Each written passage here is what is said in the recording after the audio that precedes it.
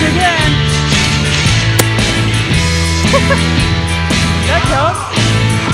You're still back in, but it's funny. There won't be a Kickstarter for the Flywheel the World project for the wheels themselves, these guys.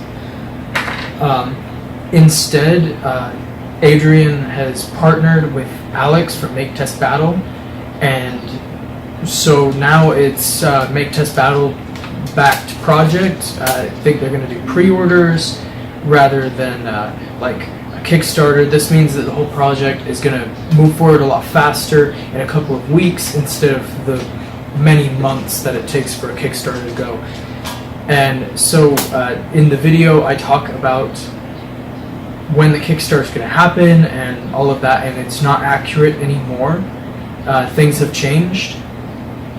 All of the links in the description are still relevant. Everything is still going forward. It's just going forward in a way that we didn't anticipate, and I think it's a better way to go probably than doing a Kickstarter with all those variables with the the fees and the split costs and all of that. So that's very exciting, and I hope you guys enjoy the rest of the video. Thanks for watching.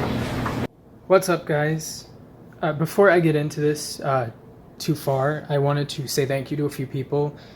First and foremost, Adrian Ward and his Flywheel the World project.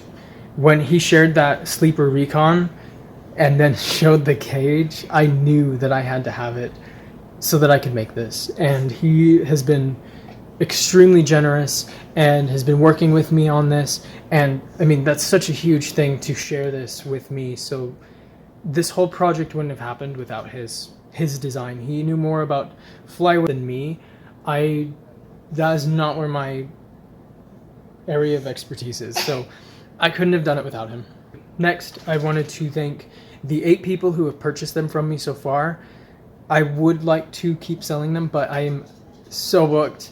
And those 8 people have taken a huge chance on what I've made without really seeing it firsthand, without knowing for real if it would work or not.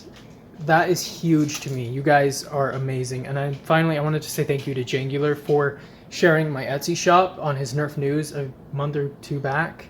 That was a big deal to me that I actually sold out of the 4 that I had listed there.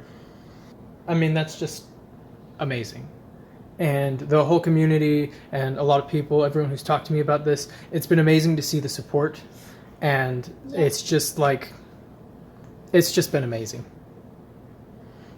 This is the Pigeon. This is a semi-automatic flywheel Magfed sidearm. It is designed very specifically to be a sidearm. I had 3 design goals. The first goal was size. That's probably the primary goal. I wanted this to be compact. I wanted it to be easy to use. I wanted it to be small. It had to be small, or it's kind of it doesn't serve the function that I needed. As I've been using less conventional blasters like shotguns, the ASG, but also the Spring Thunder and stuff like that, just these more out-of-the-box things, I found that I needed something to compensate for the weaknesses that are kind of inherent in those designs. Shotguns are great, but they have low range, they have low rate of fire. The Spring Thunder has a really good rate of fire, comparatively speaking, but it's still fairly slow. So I needed something to compensate more than anything. I've got a prophecy now. I might make a video on that someday. And, that's a high power, low rate of fire blaster. I wanted something that could complement that too. Something that I could draw if someone got close and I needed to have a close range, easy to use weapon. That's the first goal. The second goal was ergonomics. I wanted this to be comfortable. I wanted it to be easy to use and hold. And so I based the ergonomic design on an airsoft Desert Eagle that I had. So this grip curve is very similar. The angle of the mag is similar. The size is actually very similar. This is a little fatter, but still nice in the hand. The grip scales made it so that it has like width but roundness, and that's kind of nice. And then the third goal was I wanted it to holster easily, and unholstered. Like, I wanted it to be, knowing that this design was planned to be held as a secondary, it needed to be able to sit well in a holster, it needed to be able to be drawn from a holster well and inserted. And that's a big part of the reason it has such a classic pistol design. The firearm industry, they know what they're doing, so it's been designed carefully. There's like 200 years of design evolution that you can see there. And so, you know, I'd kind of be a fool not to take some cues from that when I'm trying to achieve some similar goals. One of the big things here for holsterability is that there's little to no room on the back. When you look at the MHP, which is actually small enough to holster in a large holster when you remove this grip and thumb stop. But the problem is the center of balance of weight is right on the handle. And when you holster it, it wants to wobble around. You need a strap to secure the back. That's true of a strife too, only it's even worse with a strife because the mag is even further forward, so your holster has to be even more particularly designed. The Pigeon will fit in any adjustable fabric holster that can fit something this large. So I fit it in some cheap $10 ones I had. This is a knockoff of the Condor vertical holster. I needed a left-handed one, and Condor doesn't make that. As far as size goes, though, I mean, it's really big, but it's also not. It's really big for a pistol, for a sidearm. You know, if we compare it to a double strike, especially without the barrel, this is pretty big. It's fairly large. The double strike is nice because it's so narrow and so tiny, but 2 shots, I mean, and I'm out. Throw it away. It's garbage now, you know, or I have to reload it. And you know, if we compare it to a hammer shot, it's almost identical length for length of a hammer shot total. It is a little longer in the barrel, but it's narrower. And actually, if we compare a strife to it, it's not that much smaller than a strife, but it's about where the weight is, right? The strife has all of this. This here can't be holstered, all of this back. And you can only holster it, you can holster it like this if you have something that comes up and around. But you still need a strap to hold it, and then you have a mag sticking out, and it's huge. These are heavy, they're big, they won't work. Let's also just take a moment to notice how similar in size the strife and the hammer shot are. We look at the hammer shot like it's a secondary, but it hardly is. But that's the thing about secondaries, right? Is the goal that we want is we want to be able to hold them. Well, we use our primary, we want to hold them in a holster or something, and that's why the hammer shot is such a successful sidearm, because all the weight is in the front. There's nothing in the back to flop around, so when it's holstered, and it just stays, and that's really nice. The same is true here. That's how this works too. I guess now I'll get into like the actual features of it, besides just the basic design premise. So the trigger, when you pull it a little bit, it unclicks the switch, and then as you pull, it actuates a mechanical pusher. That's why it's semi-automatic.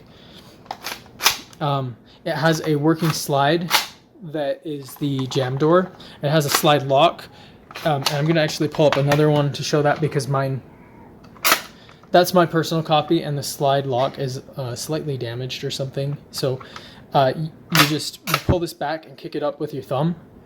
This is the left-handed version, so the slide lock's on the right. I have right-handed versions where the slide lock is on the right, left for your right thumb. You can lock it, check for jams, check for ammo, and then release. It's actually really handy to be able to pull it back so easy and check for ammo. Like, that's the primary thing. It has the aiming things on the iron sights. They're not the most practical, but they do kind of help keeping it lined up easy and fast for quick target acquisition. It's pretty easy to aim. I mean, it's pretty intuitive. It's a pistol. We're all kind of used to that, you know. since we were kids and playing with all of our Nerf guns. The mag release is actually the trigger guard itself, and it's the same L-shaped downward push to release the mag as the MHP. Nice, easy, and ergonomic reload. That is a cut down katana mag, but you can fit full ones. So it breaks up into a lower receiver and an upper receiver, a lot like a real firearm, and actually like the Sita. So when to change the battery, you pull off the upper, and the battery actually fits into here. So you plug it in, you stick that in there, tuck in all the wires under this ledge that I added for that purpose, make sure all the wires are out of the way, and then screw it back in. So it's actually pretty quick and easy to change the battery, but you do still need a screwdriver. I'm just not quite there to the point in my designs where I can have this just slide and come off and it still be reliable. So the way the trigger works is it actually has a spring in the front, so it pulls and it clicks the switch, and then it's actually got an arm in here that pushes on this pivot, this pivoting arm, and that pushes the pusher itself in turn, and it's pushed at an angle, and so that's why it still uses katana mags, but they're pushed at an angle and the wheels straighten it out. It's actually a very simple system. It's a lot like a Raven, but without like a wire and all of that. It's all printed. This is one of my favorite features about the whole thing, actually, is the fact that the whole slide just is the battery tray and that it just comes off like that. It's really cool. So here.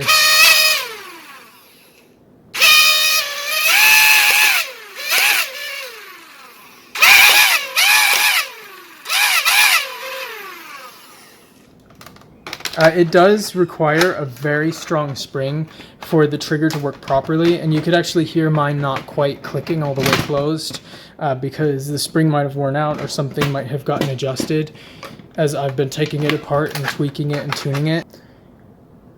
So that, I think, covers the basic function. The ways that I think this is useful, it hits about 100 FPS, which is really good. So the cage and wheel setup can actually top out around 140 FPS with a full-length Elite Dart. So, let's say 120, 130 with an AccuFake.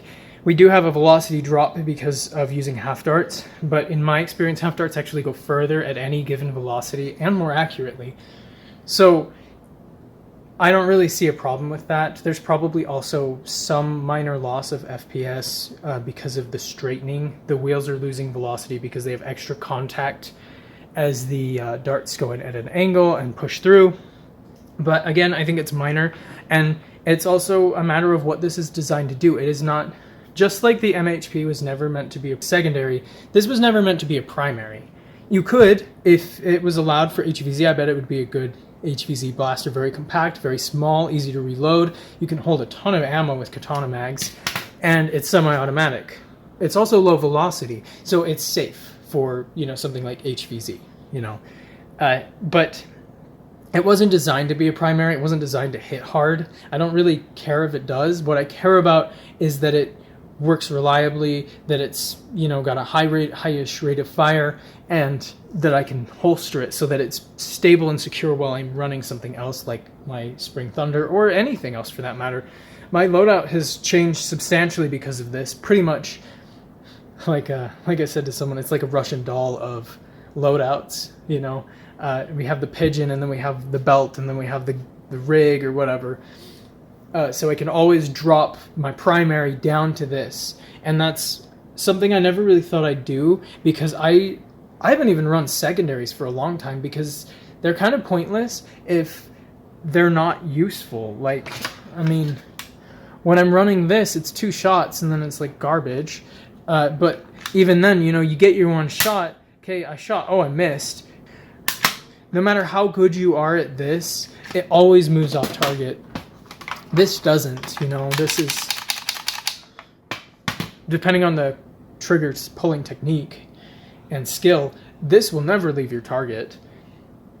So it kind of fills a niche role. I wanted a tactical sidearm, and I went to great lengths to make it happen. And I actually think it worked. I'm shocked. I'm really pleased, and I'm really happy. So that kind of sums it up. But then, you know, there's one last thing to talk about, and that's how will you get it. But so Adrian Ward's Kickstarter is probably the primary source of wheels after that, so that he can get a very large bulk order done. He will be selling them out of Australia.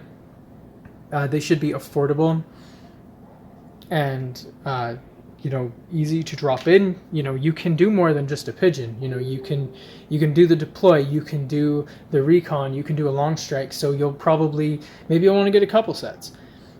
Maybe you'd be interested in making it happen.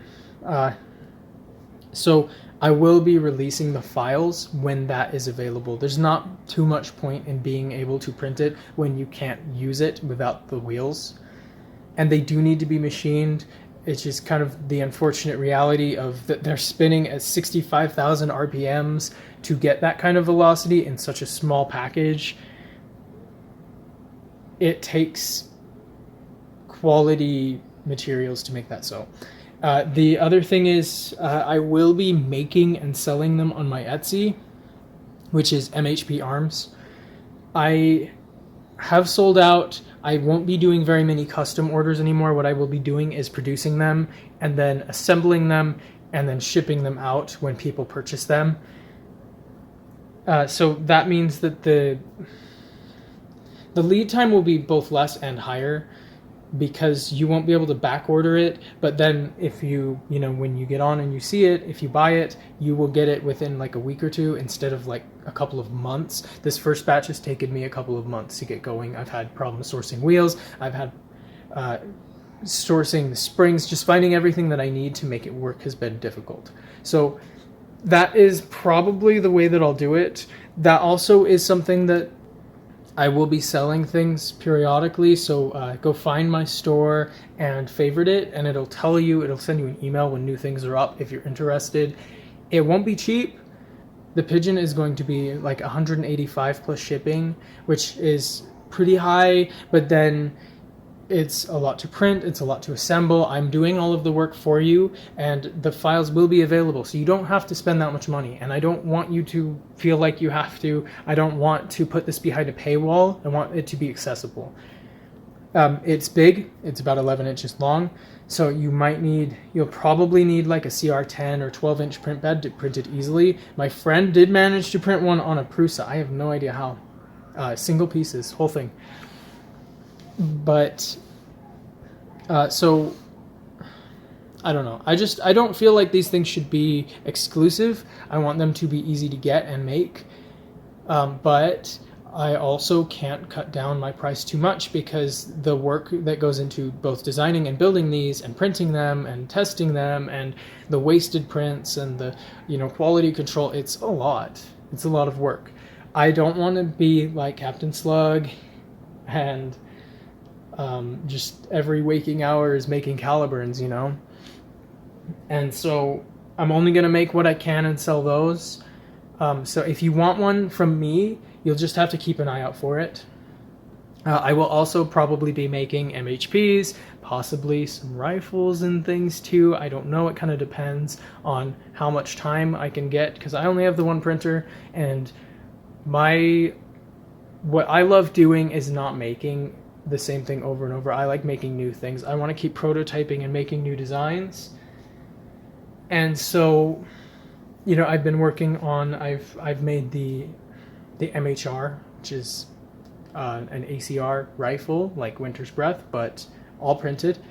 The files for that are actually up on Thingiverse. And I've been working on the MHP Mark II, which is actually what I am probably the very most excited about besides the Pigeon. It should be a lot better, a lot easier to print. I will make a video on that when it happens. So, stay tuned for that. And, thanks for watching. Thanks for all of your support, guys. It really means a lot to me.